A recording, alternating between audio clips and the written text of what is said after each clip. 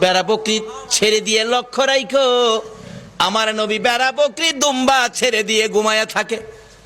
লোকেরা আইসা খবর দেয়, খাদিজা গো এমন রাখাল রাখছো, বেড়া বকরি দুম্বার দিকে খবর নাই, ঘুমায়া থাকে। তাই নাকি? মা খাদিজা একদিন রওনা হলেন, দেখি কি করে ঘুমাই। যাইয়া দেখে বেড়া বকরি দুম্বা ছেড়ে দিয়ে আমার আপনার নবী ঘুমিয়েছে। বড় বড় অজগর সাপ এসে নবীজির মাথার উপর ফনা ধরে ছায়া দিতেছে।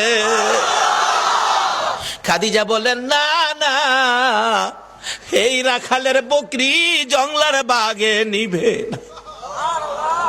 খাদিজা বাড়ির দিকে যায় আর ফিরা ফিরা চায়, এটা কেমন রাখাল রে?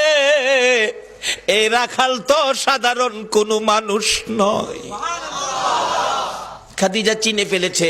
বেড়া বকরি দুম্বা নিয়ে বাড়িতে আসতে বলো আমার রাখালকে। আমার নবী দুপুর বেলায় বেড়া বকরি দুম্বা নিয়ে বাড়িতে রওনা হলে খাদিজা বাংলা রুমে বসে বসে দেখে, এটা কেমন রাখাল রে? যে রাখাল রৌদ্রের মধ্যে আসতেছিল, আকাশের মেঘের টুকরা এসে রাখালের উপর ছায়া দেয়। খাদিজা বলেন, মাবুদ মাবুদ রে, এটা কেমন রাখাল আমার বাড়িতে? নিশ্চয়ই উনি সাধারণ কোনো মানুষ নয়, নিশ্চয়ই কোনো মহামানব হবে।